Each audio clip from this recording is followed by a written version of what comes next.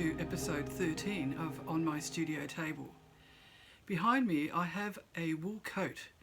This is a coat that I had made by hand probably about a year ago, maybe a little bit more, from a vintage blanket. And I made it from the one blanket but different eco-printed pieces.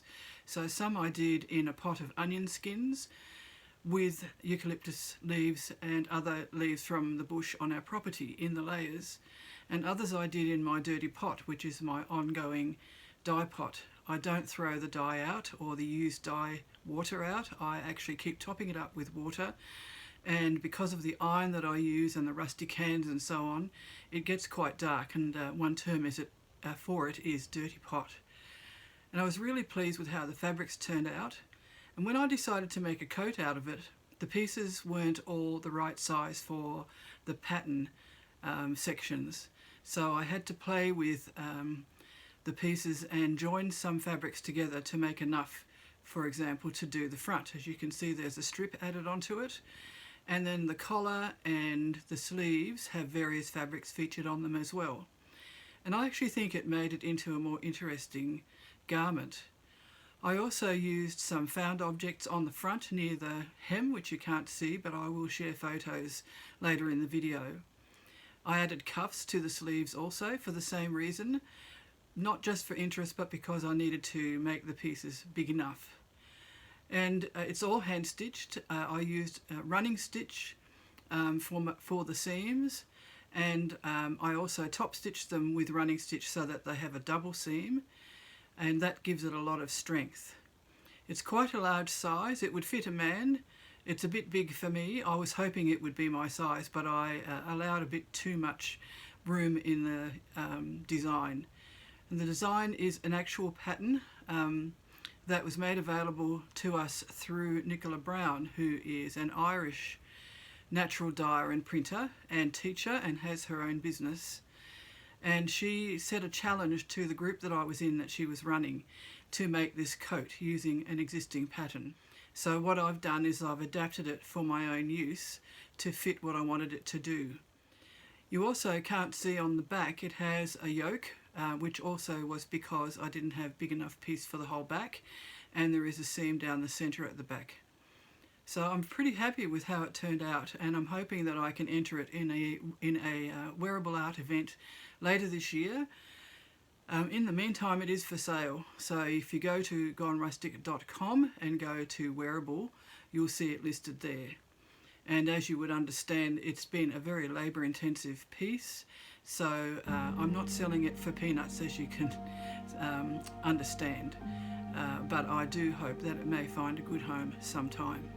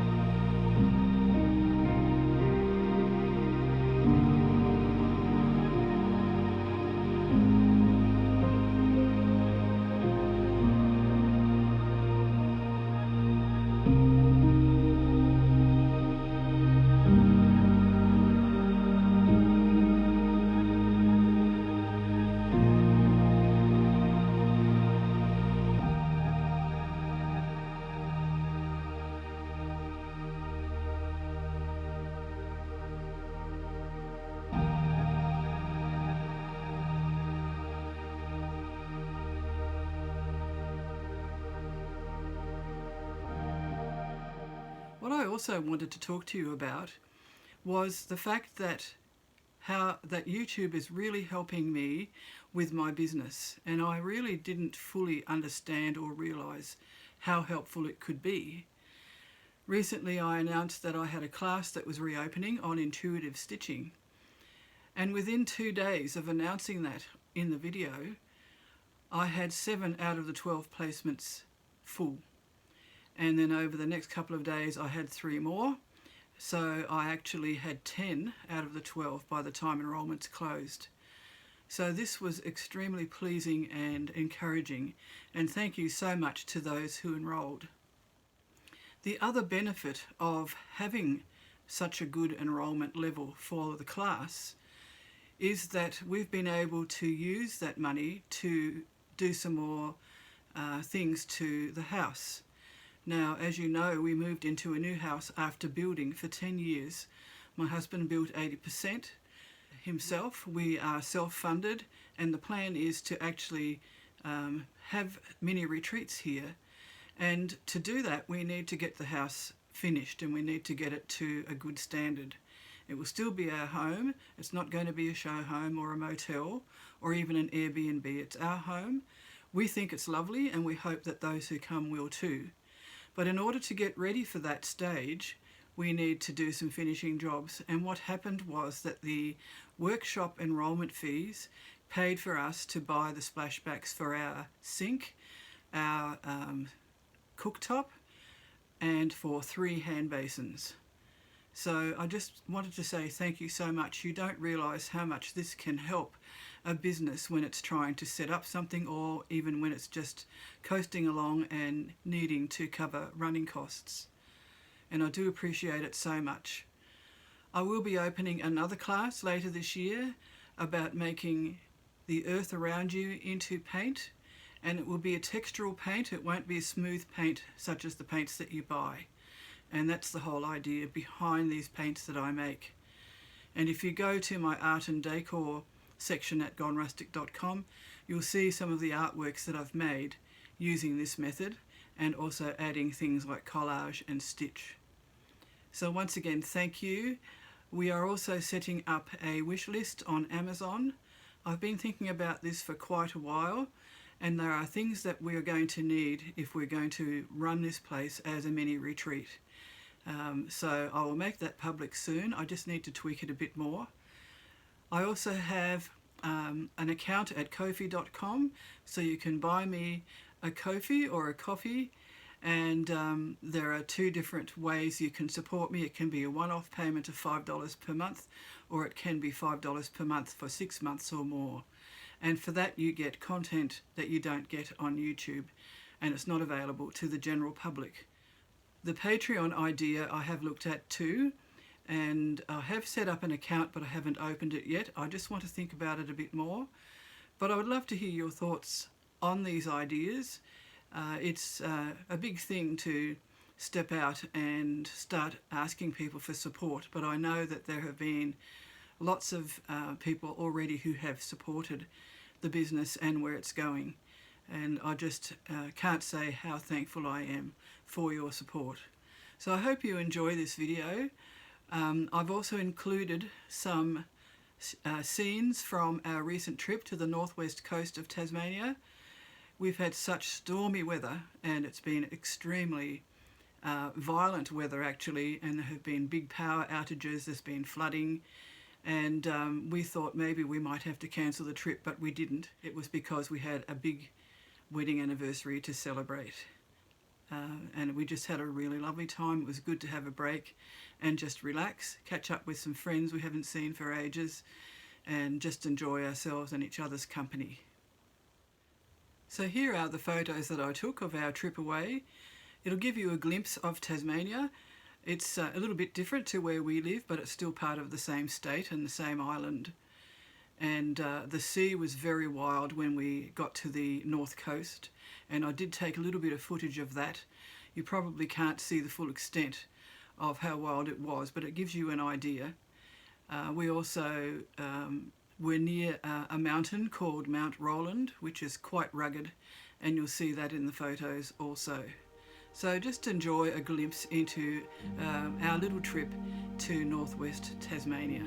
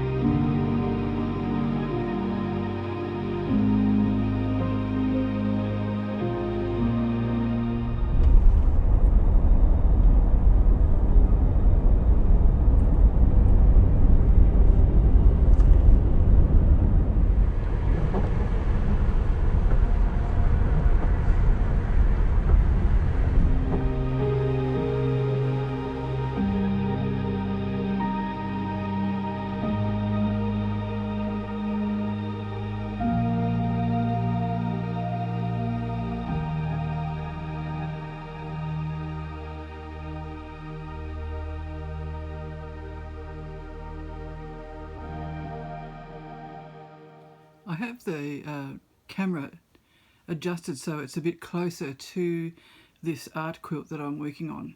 And if you've watched the previous video and seen my Facebook posts, you'll see that it's part of a fairly large wall hanging, a textile art piece, and I've been quilting the background piece. And a lot of this will be hidden when you look at it from the front, but when you look at it from the back, you'll see the quilting lines. And what I did was I did the whole thing in diagonal lines, which you can see here, and now I'm doing the same thing again in the opposite direction. And I've just done 3 rows so far, and you can see how it's making a grid design. And that's what I wanted you to be able to see from the back, but also around the edges of the piece that's going on top, which is made from mulberry bark and other layers of stitching and fabric. I did also share that I use masking tape to keep me straight. I will lay the masking tape down like that, lining it up with the previous row, and then I will do my stitching along that edge of the tape. And I'm quite enjoying it. It's quite meditative, so I'll keep updating you on this. That's the latest work that I've done. I have to admit that when we went away on our little holiday together, my husband and I did take my stitching with me, but I didn't do 1 stitch over the 3 days, and that is most unusual for me. So today, which is the day after we've returned, I've actually started doing some stitching again, and it's a good feeling. I think it was probably good to have a break, but I'm enjoying getting back into it.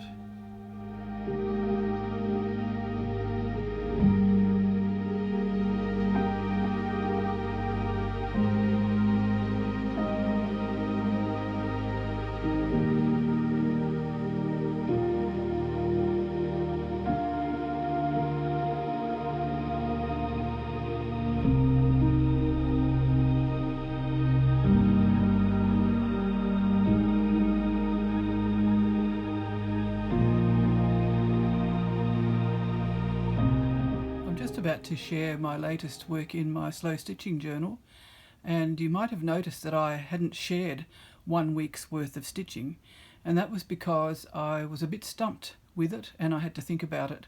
So I actually did that week in the next week, so I did 2 in the same week. So I'll show you both of these now. Just undo my journal tie and open it up.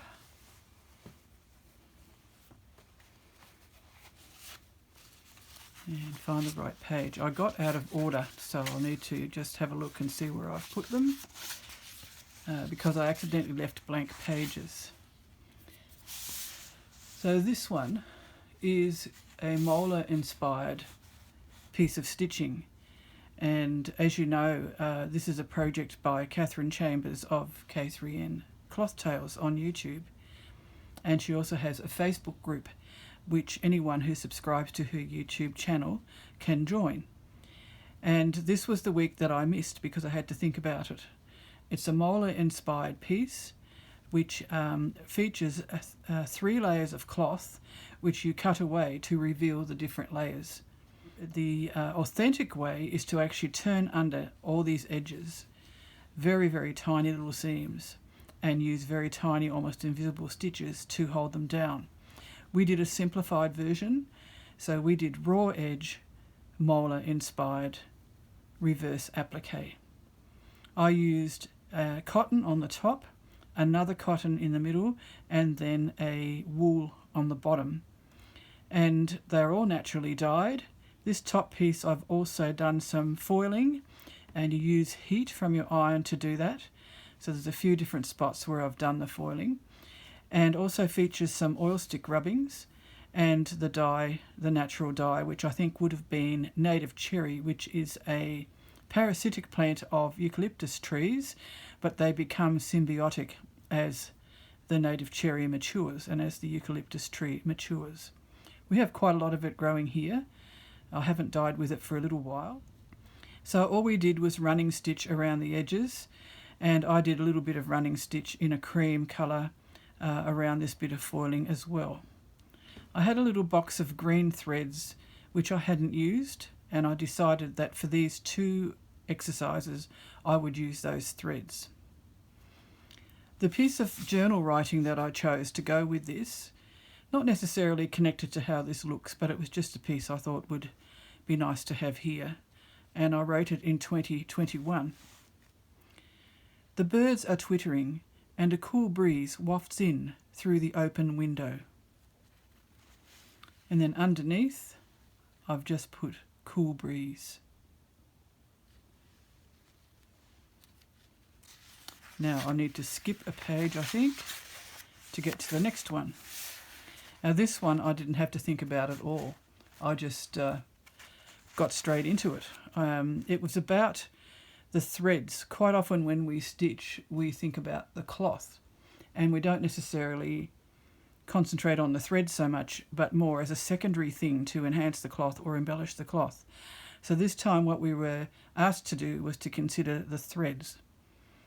So I again chose the greens from this box that I hadn't used yet, and I tried to grade them so they start light at the top and they gradually go darker. And when I went across, I used the same threads, except here I went lighter again, so they're the same as those ones at the top. And then I used a cream pearl cotton to do a feather stitch and some seed stitch. The exercise was shown on a plain piece of fabric, but I couldn't resist collaging it, and I really like the effect. This is vintage kimono that was already this colour. Then I've done some other silk which is also naturally dyed, and then a naturally dyed piece of very thin vintage wool behind it. The piece of journal writing that accompanies this reads like this. Our back veranda is a lovely place to sit and drink in the day. I love sitting on the veranda with a cuppa. We often do for breakfast as well, as I've mentioned before. Underneath, I've just put drink in the day. So I'm hoping to start the next one tonight. K3n usually uploads them so that we're able to see them in Australia on Monday evening. So I'm looking forward to seeing what ideas she comes up with next.